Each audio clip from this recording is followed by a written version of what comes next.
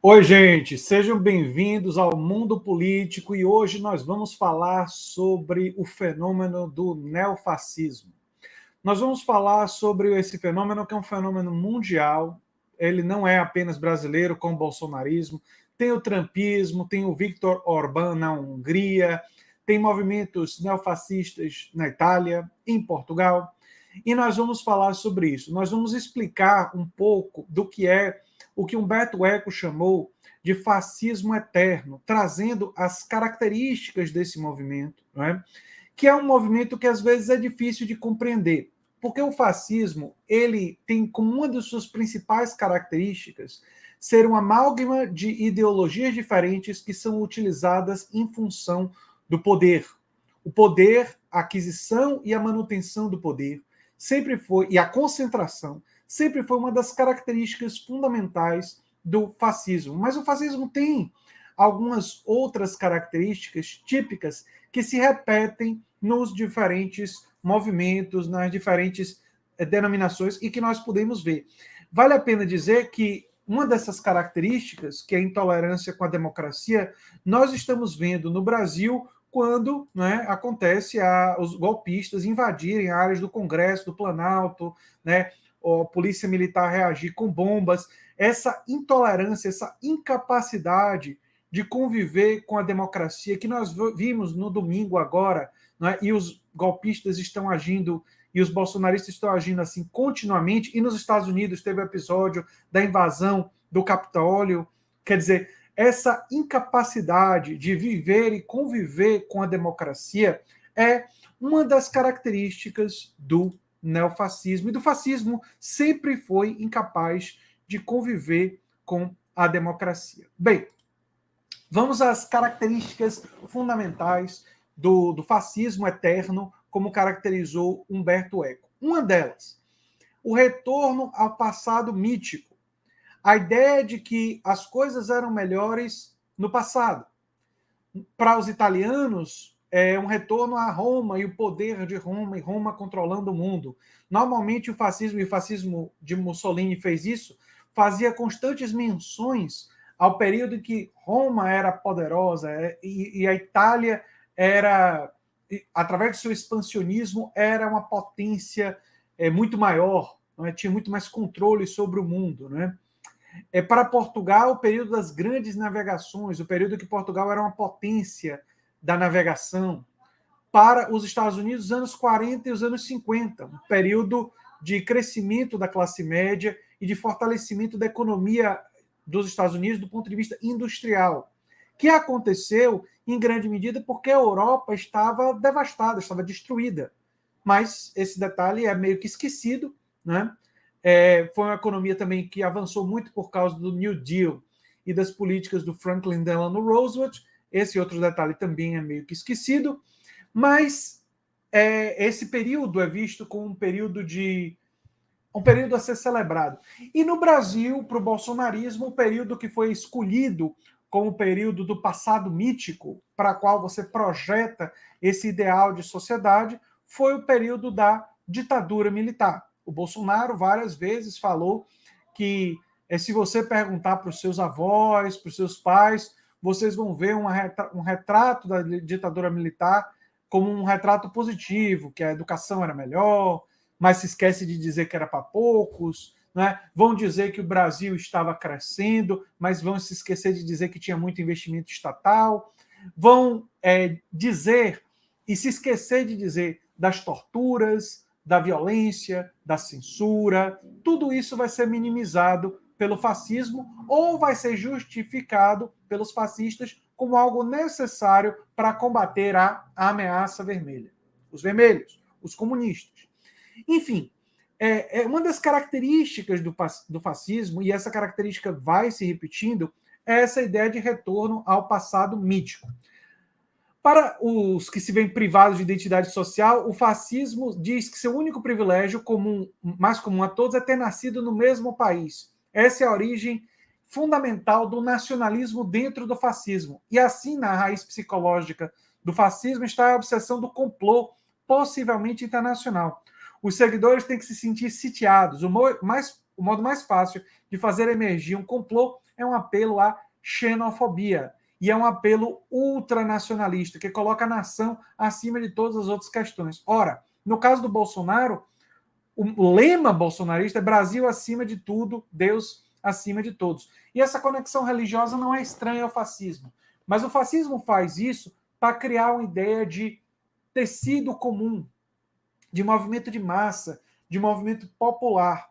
Porque uma das coisas que diferencia o fascismo, historicamente, de outros movimentos de direita, é que o fascismo se pretende, se ele sempre é ou não, aí é uma questão histórica, mas ele se pretende popular, ele se pretende um movimento de massas, ele se pretende reunir multidões. Por isso que para Bolsonaro era tão importante mostrar fotos aéreas quando eles conseguiam reunir muitas pessoas em determinados locais. Por isso era tão importante enfatizar o chamado data-povo, não é? Mostrar a população, porque se pretende um movimento de massas ultranacionalista. Só que o nacionalismo, tanto do Bolsonaro quanto do Trump, é um nacionalismo de símbolos, é um nacionalismo de simbologia, porque ao mesmo tempo é um nacionalismo fake, como aliás muita coisa, né? Porque ao mesmo tempo que se colocavam junto com esses símbolos da bandeira, né?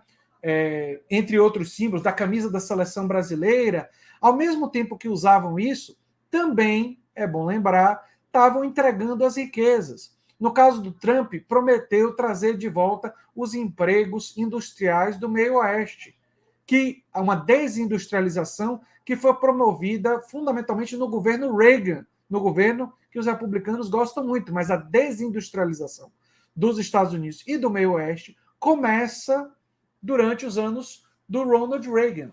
Foi aprofundada, é verdade, em governos democratas também. O Bill Clinton favoreceu essa desindustrialização. Mas isso vem já há bastante tempo. O Trump diz que vai trazer os empregos de volta e é, obviamente, uma grande mentira. Bolsonaro diz que vai defender os interesses nacionais, mas, ao mesmo tempo, planeja vender as riquezas nacionais a estrangeiros e privatizar, inclusive, a Petrobras. Não conseguiu, mas se dependesse do Guedes, queria fazer, né? Sobre a xenofobia, o medo, o ódio, o desprezo ao diferente, por entender que esse é responsável pela decadência da sociedade, né? E isso no fascismo, muitas vezes, foi um ódio com antissemitismo em relação aos judeus, com relação aos imigrantes. Vejam como os movimentos neofascistas têm isso. No caso do Trump, foi o quê? No caso do Trump, foi com latinos, mexicanos, foi com os muçulmanos, foi em relação a essas populações que o Trump projetou o ódio, o desprezo, o medo. E o medo era um elemento construído. No primeiro discurso do Trump, o Trump disse que os latinos vinham para cometer crimes. Era para incutir na mente dos norte-americanos brancos, especialmente nos brancos, o medo do homem latino, que seria como o Trump queria produzir, aquele queria produzir crimes. É claro que ele ignora que os imigrantes latinos, estatisticamente, não são os que mais realizam crimes e, aliás, estão entre os trabalhadores mais que têm uma ética de trabalho mais firme dentro dos Estados Unidos. São aqueles de origem latina, tem várias estatísticas mostrando isso, mas é claro que isso era estatísticas, evidências, não importam. O que importa é pegar um ou outro caso de um crime violento produzido por um latino e usar esse para caracterizar toda aquela população. Não é? Essa generalização injusta feita pelo Donald Trump.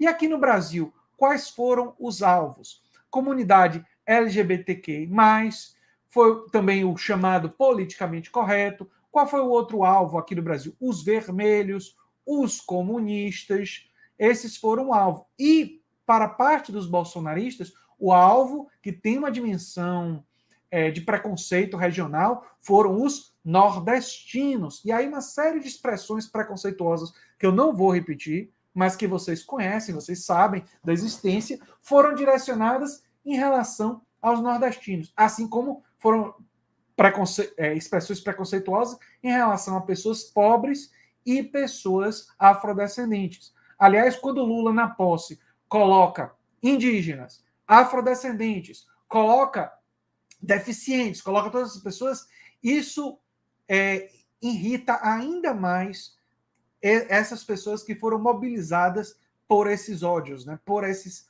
preconceitos. Uma outra característica fundamental do fascismo eterno é o culto à tradição, o tradicionalismo que implica a recusa da modernidade. O iluminismo, a idade da razão, é vista como o início da depravação moderna. Isso pelo fascismo italiano, sim, o fascismo italiano, do Mussolini. Nesse sentido, o fascismo pode ser definido como irracionalismo. Ora, o que é que a gente pode dizer sobre Bolsonaro em relação ao negacionismo científico?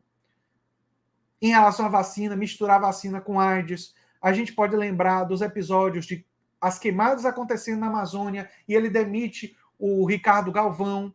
Então, todo o irracionalismo, todo o negacionismo científico do Bolsonaro fica absolutamente evidente e não é apenas em relação ao Bolsonaro. Como eu disse, esse é um fenômeno mundial. Então vamos pegar o Trump. O Trump, mais de uma vez, o Donald Trump e líderes neofascistas em outros lugares, a Marine Le Pen na França, eles têm um negacionismo em relação, muitas vezes, a coisas como aquecimento global.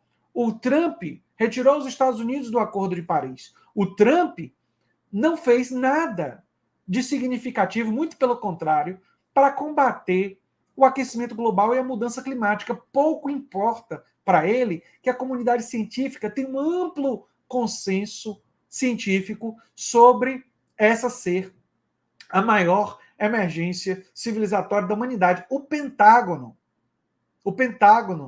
da inteligência americana, antes do Trump chegar ao poder e depois dele sair, né, tem esse intervalo. Quando ele ficou no poder, o Pentágono ficou quietinho.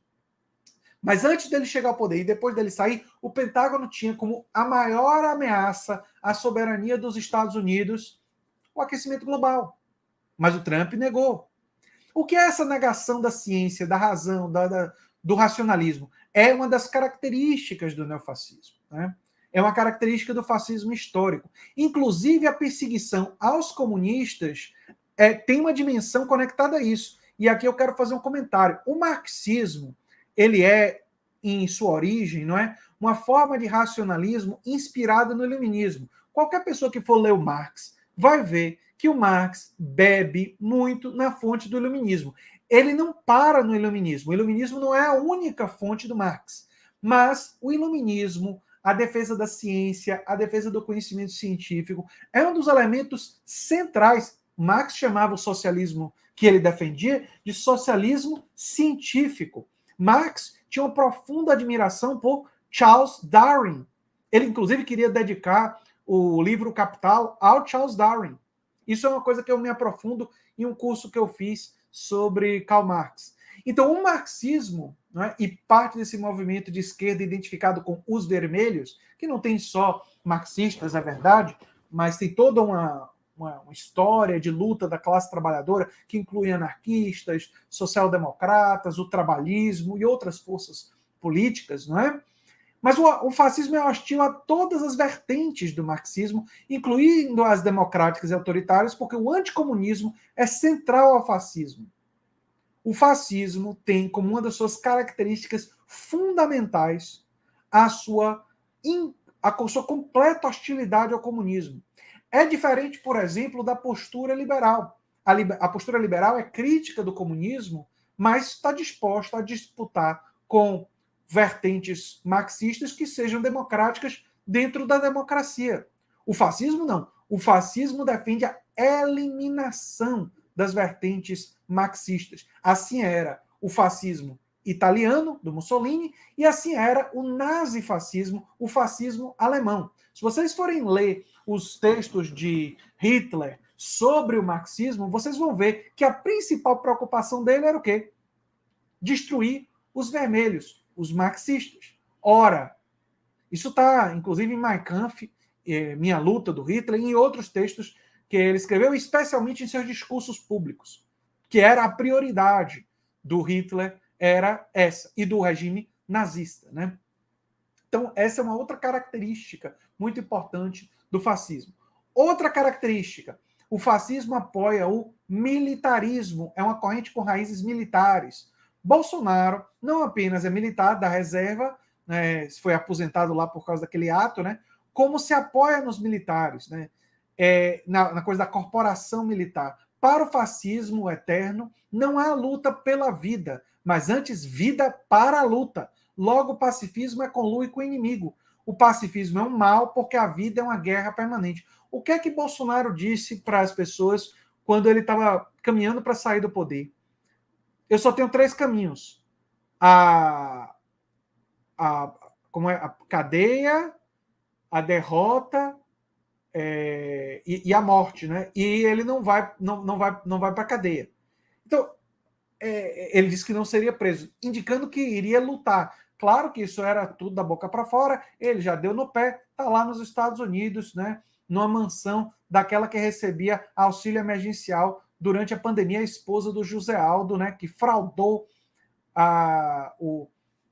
fez uma fraude para conseguir dinheiro do auxílio emergencial que deveria ir para pobres. Né? Isso mostra quem são essas pessoas, né? Dispostas a fazer fraudes em todos os níveis, né?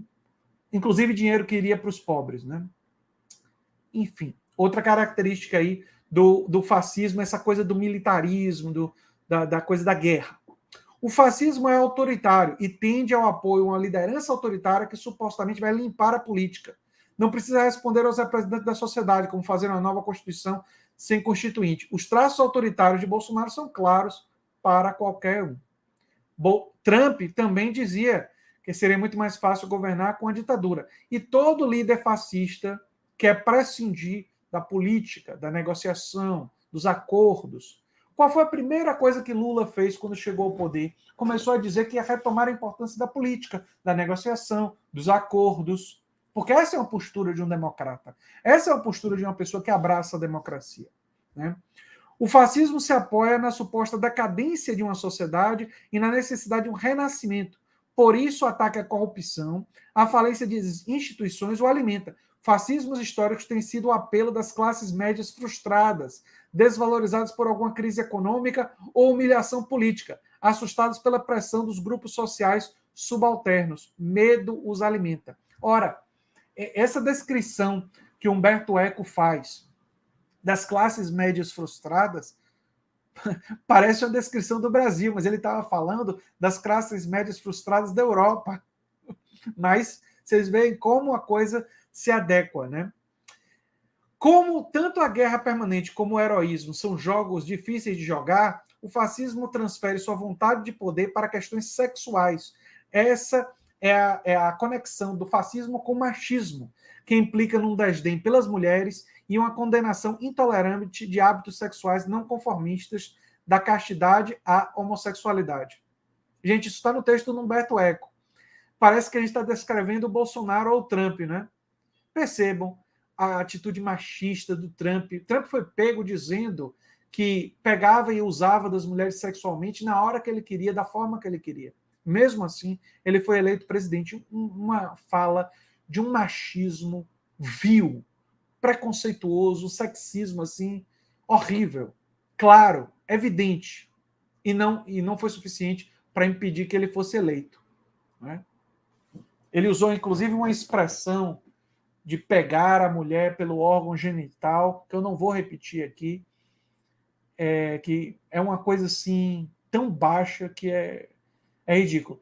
E no caso do Bolsonaro, basta ver como é que ele se refere, como é que ele trata as mulheres jornalistas que o questionam. Toda vez que uma mulher questiona ele, como disse uma certa candidata, né, tenta parecer dar uma de tigrão. Né, mas, enfim. Como sexo também é um jogo difícil de jogar, o fascista joga com as armas, que são o seu elemento fálico. Seus jogos de guerra são devido a uma dimensão de inveja permanente da querer projetar potência. O que é que o Bolsonaro falou em relação à potência sexual dele? Que ele era o quê? Que ele nunca iria o quê? Eu não vou nem repetir. E qual é a relação que Bolsonaro tem com a questão das armas? E o que é que ele produz em relação às armas? E a defesa dele do armamento da população? É um verdadeiro retrato do que o Humberto Eco classificou como fascismo eterno. Outra característica do fascismo é usar a linguagem simples e pobre, né, em uma sintaxe elementar para limitar a ideia de raciocínio complexo, dizer eles são os inimigos, nós somos os heróis, eles são o mal, nós somos o bem, nada de complexidade, tudo tem que ser altamente simplificado, né? Outra coisa, o fascismo, os indivíduos não têm direitos e o povo é concebido como uma qualidade, uma entidade monolítica que exprime a vontade comum. Minoria tem que se submeter. E outra coisa, essa ideia de usar o povo como uma expressão de uma vontade única é uma característica forte fascista, e a gente viu isso nos Estados Unidos com fazer a América grande de novo. Grande de novo remete ao passado mítico, mas a América como se fosse uma coisa única, como não tivesse toda uma diversidade de perspectivas e forma de ser dentro dos Estados Unidos. E aqui no Brasil também há um discurso de como se o povo brasileiro fosse ou tivesse uma única perspectiva, quando o povo brasileiro é bastantemente diverso, né? O fascismo se apoia em um Estado interventor em nome do capital, em nome do capitalismo. Essas são algumas das características fascistas mais elementares, né? E por isso é tão importante compreender elas. Quero trazer para vocês algumas das coisas que estão acontecendo, né? O Flávio Dino, como eu disse para vocês, o Flávio Dino ele está acionando, né, a Força Nacional. Né? Ele diz que vai acionar a Força Nacional e manda um novo recado aos golpistas. Então, ele está apontando justamente para que o fascismo brasileiro precisa ser enfrentado pelas forças. Né? Eu vou mostrar algumas coisas aqui relativas a isso para vocês. Olha só. Aqui tem o Flávio Dino dizendo que vai acionar a Força Nacional. Cerca de 4 mil bolsonaristas radicais foram a Brasília com o objetivo de promover ações de cunho antidemocrático, né? Diante da mobilização de radicais apoiadores de Bolsonaro que planejam mais atos de fundo golpista, o ministro mandou um novo recado àqueles que pretendem atentar contra a democracia. Através das redes sociais, ele afirmou que espera que a polícia não precise atuar. O ministro já havia autorizado a ação da Força Nacional contra os golpistas, né? Ontem conversei com governadores, inclusive que não são do nosso campo político, queremos que a lei prevaleça e não haja crimes. Estou em Brasília e espero que não ocorram atos violentos e que a polícia não precise atuar. Né? Enfim, tomada de poder pode ocorrer só em 2026, em nova eleição. E aí vem a coisa da defesa do uso da Força Nacional. Isso mostra o novo ministro da Justiça se mobilizando para enfrentar essas ameaças à democracia. Né? Então, ele está muito correto. E essas ameaças, gente, elas existem em todo mundo e tem que ter a ação. Né? Uma das reportagens que eu achei interessante sobre esse elemento, para a gente ver como isso é uma questão mundial, foi essa reportagem aqui da Folha de São Paulo. Deixa eu ver se eu consigo mostrar aqui para vocês. Para mostrar para vocês, eu vou ter que fazer um negócio aqui, ajeitar. Mas é uma reportagem que fala sobre como em Portugal eles estão agindo, né, para adotar câmeras para policiais em meio à preocupação com radicalização das forças. Eu vou mostrar isso aqui para vocês. Olha só a reportagem. Portugal adota câmeras para policiais em meio à preocupação com radicalização de forças. Olha só o que está acontecendo. As forças do país acumulam denúncias de condutas violentas e discriminatórias com alinhamento a discurso de ultradireita. Vocês veem como isso é um problema no mundo todo? E outra coisa, essa questão das câmeras tem um componente brasileiro. Vocês lembram que um dos tópicos discutidos na disputa no governo de São Paulo foi a importância das câmeras na polícia. A Câmara, é importante lembrar isso, protege o cidadão do abuso da polícia, mas protege o policial de abusos que ele pode sofrer. Protege o policial de outros policiais criminosos, protege dos criminosos. É um registro que o policial correto tem para, em um eventual processo, ele dizer, não, eu agi corretamente. E a prova que eu agi corretamente está na filmagem da câmera. Então, a câmera, ela é uma proteção do cidadão, mas é uma proteção também para a polícia, né? Após quase um ano de espera, o governo de Portugal publicou na última semana uma lei que define regras de utilização das câmeras corporais em agentes das forças policiais. A regulamentação era o passo que faltava para o uso efetivo desses equipamentos nas operações, que já havia sido aprovado pelo parlamento. A lei está em vigor desde janeiro de 2022. Como a aquisição dos aparelhos de gravação ainda está em curso, porém, a implementação não será imediata. A medida será adotada em parte uma resposta a apontamentos feitos por diversas entidades nos últimos anos, incluindo o Conselho da Europa, de condutas violentas e discriminatórias para minorias étnico-raciais nas polícias lusas. Ora, por que discriminação com minoria étnico-racial tem a ver com alinhamento à ultradireita e ao fascismo? Porque o fascismo tem como uma das suas características históricas, como eu expliquei no início dessa live barra aula, né, nesse encontro barra aula, é que o medo é diferente, a xenofobia é uma das características históricas do fascismo. Portanto, quando a polícia passa por um alinhamento à ultradireita, um alinhamento neofascista, ela produz atos de violência contra minorias étnico-raciais, contra imigrantes, contra judeus, enfim. Segundo o Ministério da Administração Interna, responsável pelo setor em Portugal, o uso das câmeras vai garantir condições de transparência e de salvaguarda do exercício legítimo, proporcional e adequado da autoridade democrática por parte dos elementos das forças de segurança, contribuindo para aumentar os níveis de confiança nas polícias. Perfeita declaração. Olha, a declaração de Portugal, a gente podia pegar isso daqui do Ministério da Administração Interna e dizer, é por isso que tem que ter câmeras na polícias brasileiras de todos os estados e em outros lugares. Não porque a gente desconfie da polícia, mas a polícia está se protegendo também. E a gente sabe que parte dos policiais, né, qual percentual dessa parte isso tem que ser investigado, mas existem casos de abuso, existem casos problemáticos, existem casos aqui no Brasil da PM ter aderido parte da polícia militar à ultradireita e tem atitudes problemáticas. Inclusive, falando dessas atitudes problemáticas, né, eu vou citar um exemplo aqui.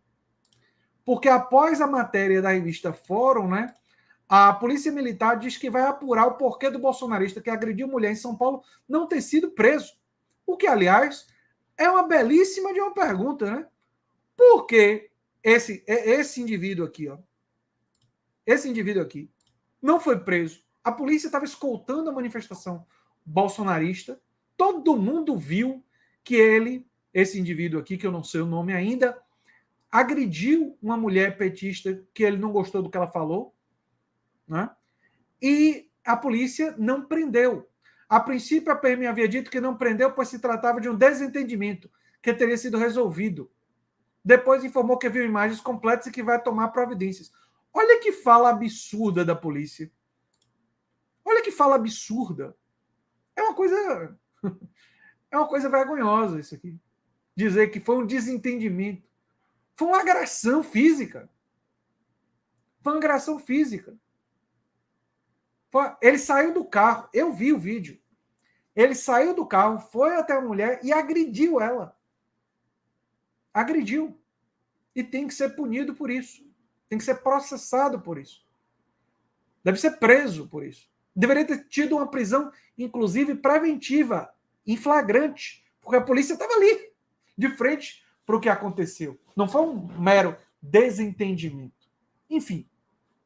Gente, eu quero pedir a vocês aqui no Mundo Político que vocês se inscrevam no canal da Folha Democrática TV. Eu quero que vocês divulguem. Peço a vocês que mandem stickers, mandem mensagens, mandem contribuições.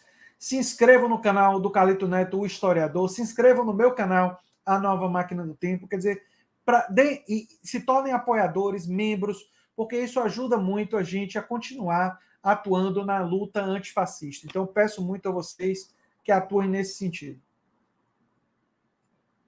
Enfim, deixa eu continuar aqui com as notícias e com a reflexão, não é? Sim, eu queria voltar à questão de Portugal. Não, eu vou ficar aqui com essa coisa da matéria da Fórum, porque eu quero falar um pouco mais sobre isso aqui. A Polícia Militar de São Paulo, após ser confrontada com a reportagem da Fórum, informou que vai apurar o porquê. Deixa eu só fechar as propagandas, tá muito propaganda aqui, viu? Porque um bolsonarista que agrediu uma mulher no centro da capital paulista não foi preso. A agressão ocorreu na última sexta-feira. Débora Natália voltava de um supermercado na movimentada Avenida Angélica quando viu um grupo de bolsonaristas partindo de forma agressiva para cima de uma idosa que segurava uma bandeira em alusão ao presidente Lula. Esses radicais participavam de uma carreata com escolta da PM, o que é muito estranho. O que é que esse PM está fazendo escoltando manifestação bolsonarista? E ao avistar Débora tentando proteger a mulher, um homem saltou de um dos carros e a agrediu com socos e empurrões. Ele ainda portava de maneira ameaçadora um objeto com forma de vara. A Fórum, Débora Natália disse que o PM presenciou toda a agressão, mas apenas escoltou o agressor até seu carro e o liberou. É verdade. Os policiais estavam vendo tudo e deixaram ele entrar dentro do carro. Estou até sem voz porque gritei muito pedindo para que parassem ele, afinal ele tinha agredido duas mulheres, que fizessem alguma coisa, e os policiais não fizeram absolutamente nada. Olha, eu quero comentar uma dimensão do fascismo diante disso. O fascismo, gente, quando ele penetra nas forças policiais, quando ele penetra no coração das pessoas, ele leva as pessoas a olharem outros seres humanos como sendo seres humanos que merecem menos consideração, que como se não merecessem o suporte das leis, como se não tivessem direito a isso. Por que que os policiais portugueses que aderiram ao ultrafascismo, ou o ultranacionalismo fascista de extrema direita, maltratam minorias étnicas?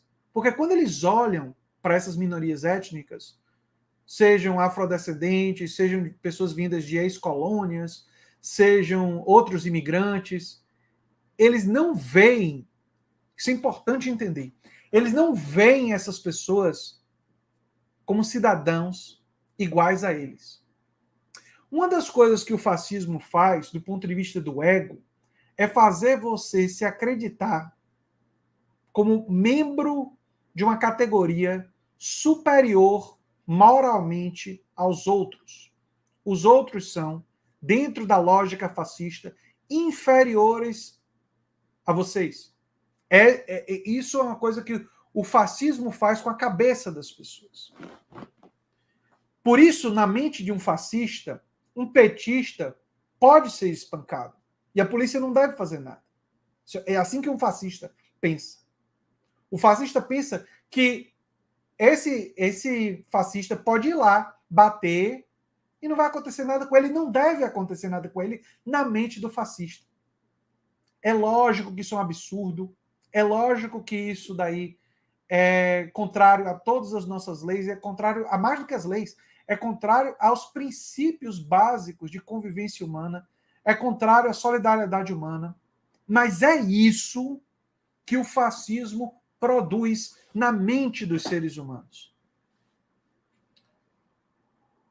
Essa ideologia fascista, ao combinar ultranacionalismo, fundamentalismo religioso, recusa da modernidade e ao apelar para valores culturais agregados, né, e compartilhados, ela produz uma sensação de que aqueles que compartilham os valores são as únicas pessoas de bem.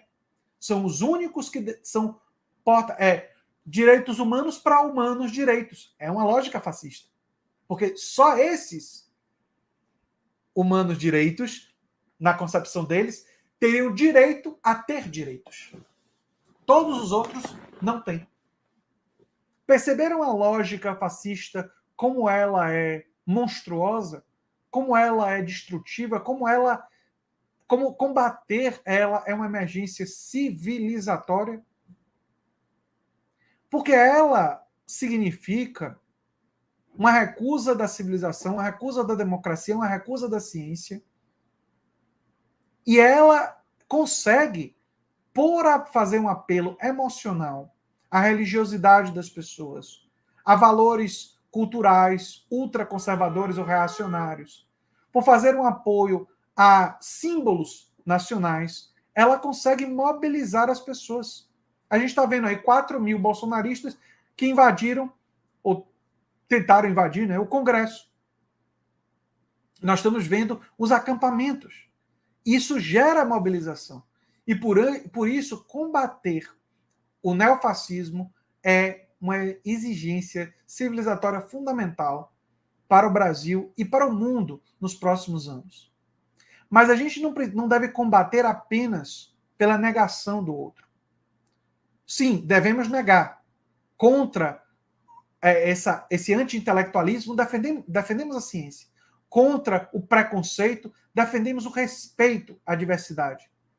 Com o ódio deles, devemos defender o amor e a solidariedade uns para com os outros. Sim, devemos contrapor. Mas em relação aos projetos econômicos e sociais, também precisamos contrapor. E aí é importante compreender que projetos e quais seriam formas de contrapor a esses projetos. E é isso que eu vou falar agora nessa segunda parte aqui da minha live. Deixa eu só pegar um pouquinho de água, porque bateu a sede aqui. E a gente precisa de água, né? A água realmente é fundamental. Que dirá o Nordeste que ficou sem água, o Bolsonaro cortou os carros-pipa. E boa parte do Nordeste ficou sem água. O governo Bolsonaro fez isso como um dos últimos atos. Aí, tá aí. Um ato claro de uma pessoa neofascista que queria se vingar dos nordestinos, cortando o financiamento do carro-pipa. Dos carros-pipa que levam água aos nordestinos depois que os nordestinos massivamente deram votos a Lula. É uma atitude vingativa, é típica, né? Mas vamos lá. Qual é o projeto neofascista do ponto de vista econômico no momento atual, hoje, do mundo? Quando a gente olha para as lideranças neofascistas, o Trump, o Orbán, o Bolsonaro e outras, elas passaram por um processo que é diferente do que era o fascismo do Mussolini e o nazifascismo do Hitler. É importante reconhecer isso. Durante aquele período, o fascismo ele se associou a corporações nacionais, grandes empresas dentro do próprio país, e utilizou o poder do Estado para fortalecer as empresas e as corporações internas.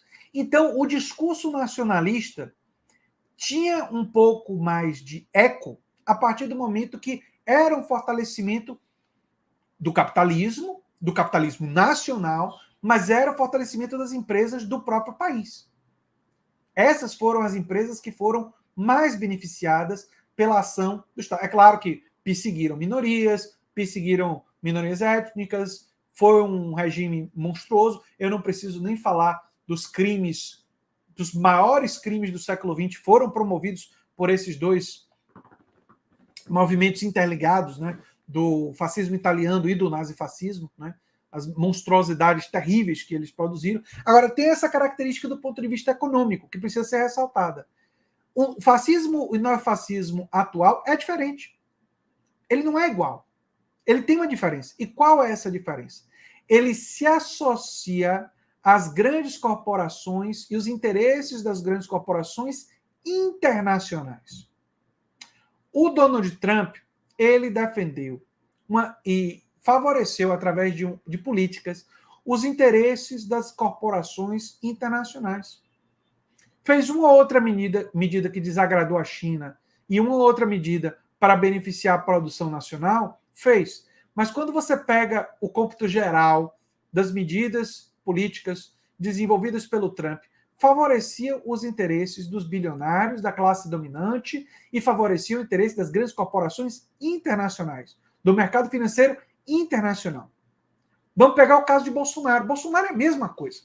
Bolsonaro manteve a política de preços da Petrobras instituída no governo Temer. A quem essa política de preços beneficia?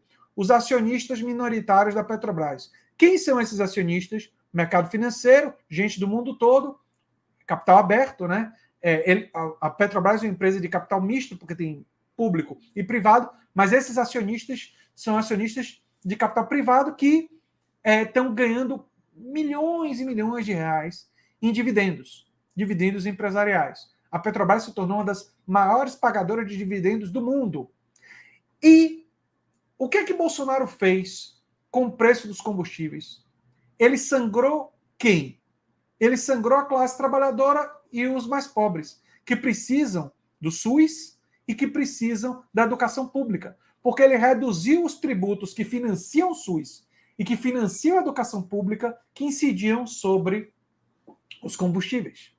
Aí alguém vai dizer, André, mas o Lula manteve a desoneração. Mas o Lula só manteve a desoneração na gasolina por 2 meses, enquanto o novo presidente da Petrobras está revendo a política de preços da Petrobras. Depois que a política de preços da Petrobras for alterada, os impostos vão voltar a incidir sobre a gasolina e depois, futuramente, vão incidir diesel. Eu até sou contra incidir muita tributação no gás de cozinha, porque o gás de cozinha é utilizado pela população mais pobre e deve ser o mais barato que for possível, que é uma forma de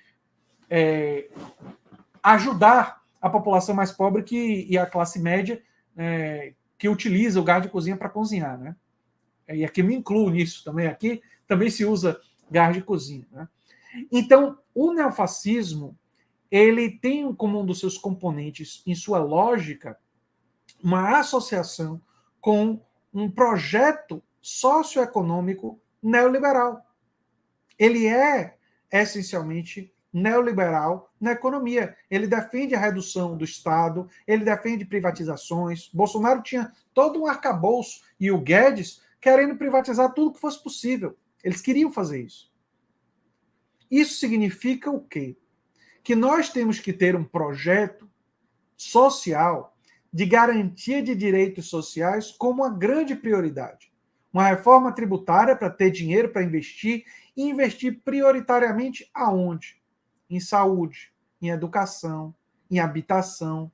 Investir prioritariamente aonde? Na expansão das cooperativas, sejam elas agrícolas, na expansão de empreendimentos cooperativos que favorecem energias limpas, visando uma questão ambientalmente correta, tendo a questão ambiental e a luta contra o aquecimento global como uma base central do governo, inclusive incentivando uma adoção progressiva de carros elétricos, do uso do etanol.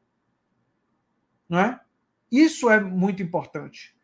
E eu diria que incentivar cooperativas, incentivar o cooperativismo é central para um projeto de uma esquerda progressista, para uma esquerda moderna que quer se renovar, não é? E aí temos intelectuais importantes fora do Brasil, como o economista marxista Richard Wolff, que defende a democracia nos espaços de trabalho como a cura para o capitalismo. Né? Ele tem um livro sobre isso. E me parece uma reflexão absolutamente necessária e uma reflexão muito importante para os tempos em que vivemos. Que lutar contra o neofascismo é lutar também contra as condições materiais e socioeconômicas que tornam o neofascismo passível de aparecer, de surgir, de se desenvolver.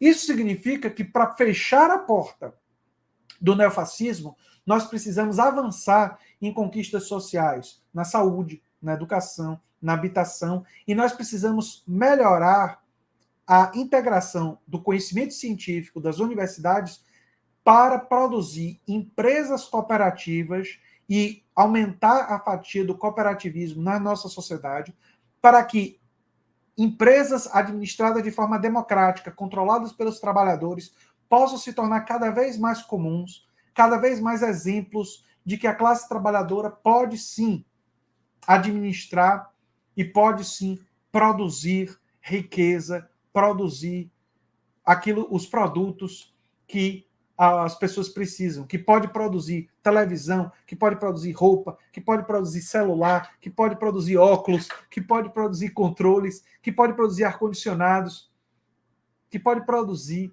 tudo que é necessário, que pode produzir comida, produção agrícola, e aí a produção da comida local e saudável tem uma série de benefícios para a saúde. Quanto mais uma população adotar uma alimentação saudável, mais...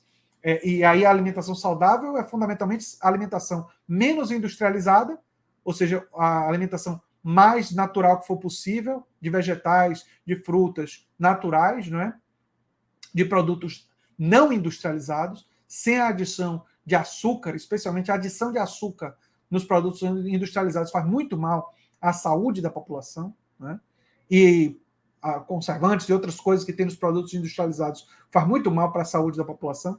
Então, tudo isso precisa estar no modelo de sociedade, num projeto político para se contrapor ao neofascismo, para se contrapor ao neoliberalismo, para que a gente possa construir uma sociedade em que o fascismo vai ser apenas uma triste lembrança de períodos da nossa história, da história da humanidade, mas não vai continuar permanentemente ameaçando a gente. Se a gente avançar pouco na saúde, na educação, se a gente não criar uma onda de cooperativas e programas sociais de renda universal para que possamos reduzir a pobreza e empoderar a classe trabalhadora para que ela tenha consciência da importância da democracia, inclusive nos espaços de trabalho, se a gente não fizer isso, a ameaça do neofascismo vai continuar. Mas se a gente fizer isso e o neofascismo não conseguir enganar a classe trabalhadora com seus discursos, porque ela vai ter consciência do seu local de classe, da defesa da democracia, se ela tiver consciência da importância desses valores, da importância do valor da ciência, do valor do conhecimento científico, a importância de uma educação de qualidade, a importância da cultura, da literatura, se a classe trabalhadora tiver consciência da importância da democracia, e tudo isso precisa ser construído, não existe naturalmente, é uma construção histórica, parte da luta. Se a gente ajudar a construir isso, junto com a classe trabalhadora, a classe trabalhadora nos ajudando, intelectuais, influenciadores, militantes, todos nós trabalhando juntos, nós podemos sim produzir uma derrota ao neofascismo duradoura. Nós podemos sim fechar a porta do neofascismo. E é essa esperança, é com essa luta que eu me mobilizo para falar com vocês. É isso que na verdade motivou a existência do meu canal no YouTube. Eu criei o canal, na verdade, para divulgar a ciência, defender a democracia, esses valores que se contrapõem a isso. Mas o canal ele se tornou uma prioridade para mim justamente em 2018, quando a candidatura do Bolsonaro começou a ameaçar ser eleito presidente. Quando aquilo aconteceu, foi o momento que eu recebi quase que um chamado para a luta, um chamado de que a hora chegou de nós juntos lutarmos pela democracia, porque nós juntos lutarmos por direitos sociais, porque é uma ameaça clara, que não era só o Bolsonaro, mas ele e toda a turma medonha que vinha com ele estava vindo. E o relatório da transição mostra que tudo que eles puderam destruir e desconstruir de direitos sociais, eles fizeram. Então, a nossa luta pelos próximos 4 anos é uma luta de reconstrução, é uma luta de união, mas é uma luta também de olhar para frente e olhar para as medidas que fecham a porta para o neofascismo. Nesse sentido, gente, eu quero falar com vocês sobre uma iniciativa que eu e o Fernando Drummond estamos desenvolvendo. Né? Eu e o Fernando Drummond. O Fernando Drummond, acho que vocês conhecem, ele é primo do Carlos Drummond de Andrade, não é? Ele também contribui para a DCM, ele é roteirista de seriados, ele é roteirista na Globoplay, não é? E ele escreve, enfim, obras de literatura. E o meu canal, A Nova Máquina do Tempo, ele tem esse nome por causa do meu primeiro livro que está ali, e que se chama A Nova Máquina do Tempo, que é um livro de literatura. E eu escrevo literatura também. Claro que não com digamos assim, eu não tenho nem de perto a produção do meu caro Fernando Drummond. O que eu tenho é um amadurecimento acadêmico através do mestrado, do doutorado em História Política, em saúde pública. Eu tenho mais esse viés acadêmico, né? E escrevo literatura desde a época da graduação em História. E aí, eu e o Fernando resolvemos lançar, e as inscrições estão abertas, o curso Literatura e Política, Luta Antifascista pela Democracia. E eu chamaria a atenção a vocês para o subtítulo: Luta Antifascista pela Democracia. É justamente porque nós chegamos à compreensão, tanto eu quanto o Fernando, que sim, nós queremos ensinar para as pessoas sobre literatura internacional e literatura nacional. Nós queremos dialogar e aprender e conversar sobre técnicas literárias. Mas nós não queremos fazer isso só por esporte, só por prazer. Nós queremos fornecer ferramentas, fornecer material para que os nossos alunos do curso estejam ainda mais capacitados para a luta contra o fascismo e a luta pela democracia. Uma parte resumida do conteúdo do curso vai aparecer no meu canal no YouTube, A Nova Máquina do Tempo, e vai aparecer no canal no YouTube do Fernando Drummond e Daí Drummond. Assim, vídeos pequenos, de no máximo 8, 10 minutos, em que a gente vai pegar algumas coisas do curso e vamos trazer para os nossos inscritos do canal. Então, se você quiser apenas um pouquinho desse conteúdo, você se inscreve na Nova Máquina do Tempo, meu canal no YouTube, né? Deixa eu mostrar aqui o canal para vocês. É bem fácil vocês acharem, porque é só vocês colocarem A Nova Máquina do Tempo no YouTube, né? E aí vocês encontram o meu canal, né? Deixa eu mostrar aqui para vocês. Aqui o meu canal, né? E o canal... Oi, gente. Sejam bem-vindos à nova lista de vídeos aqui. E Daí Drummond é o canal do meu parceiro. Vou até mostrar para vocês também o canal do Fernando. Esse é o meu canal, né? E aqui o canal do Fernando Drummond. Então, o que é que acontece? Nos canais, né, nós vamos trazer um pouco do conhecimento do curso e tudo, mas quem quiser se aprofundar, quem quiser assistir as aulas de 40, 50 minutos, que nós vamos fazer, né, quem quiser tirar dúvidas, dialogar comigo e com o Fernando, aí vocês devem se inscrever no curso. O curso vai emitir certificado, então ele contribui para o currículo de vocês, né? Vai com a assinatura digital, tanto minha quanto do Fernando. O curso ele tem 4 encontros para tirar dúvidas, ou seja, 4 encontros que vocês vão simplesmente trazer dúvidas e perguntas sobre as aulas para a gente.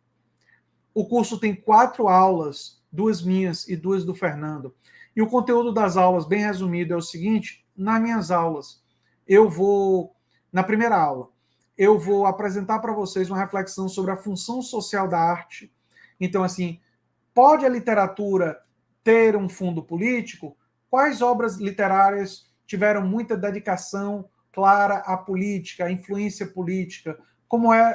E eu vou citar alguns autores que fizeram isso e mostrar um pouco e discutir um pouco dessa função social da arte em termos internacionais. O Fernando vai fazer isso pegando exemplos da literatura nacional, da literatura brasileira, né? Com a discussão semelhante, mas a diferença é que a discussão dele foca mais nos aspectos específicos da realidade brasileira.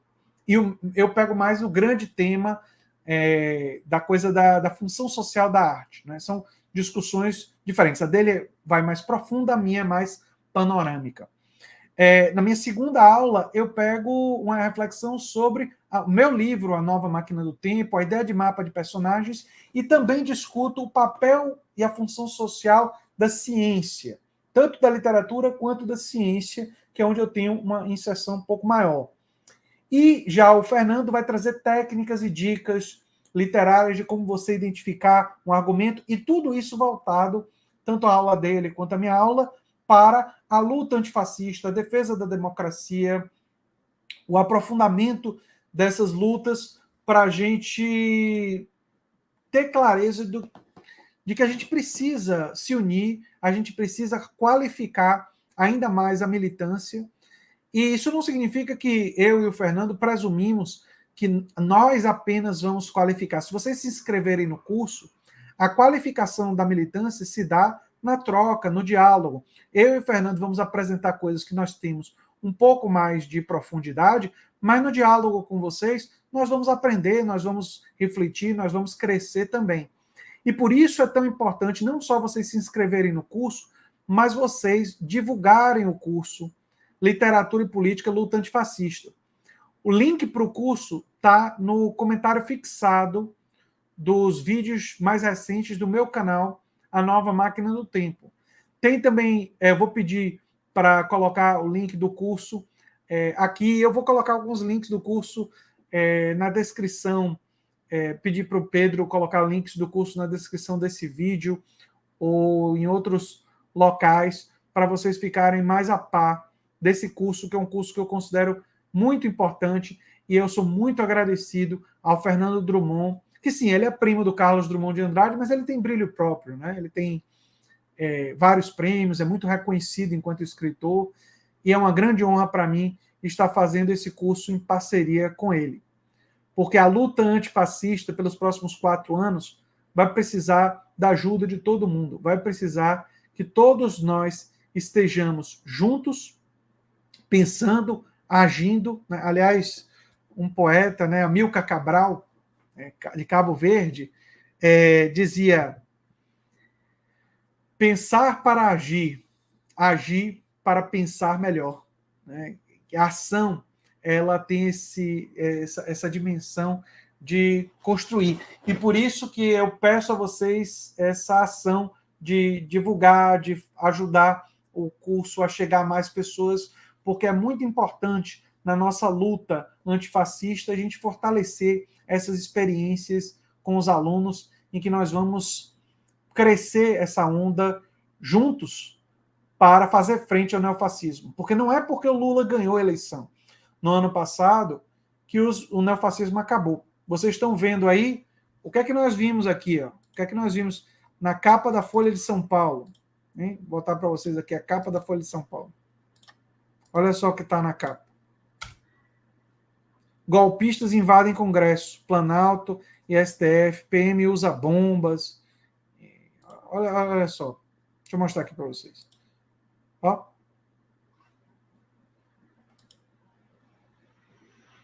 Isso foi reportagem de capa no domingo. Apoiadores de Bolsonaro estavam no quartel-general do Exército e espalharam atos de vandalismo.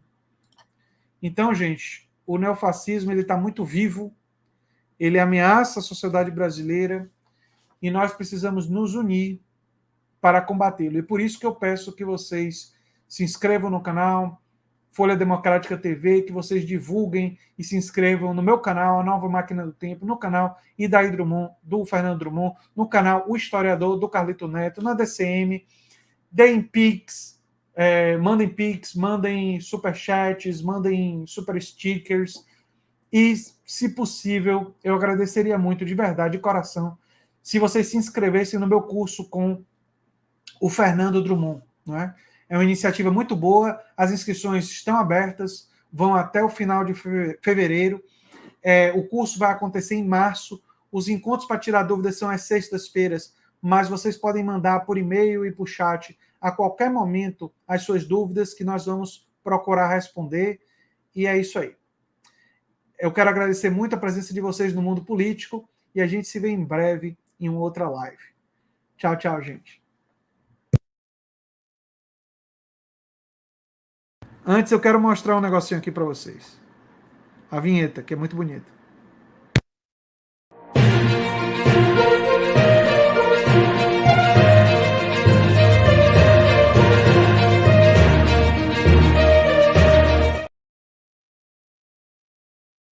Tchau, tchau.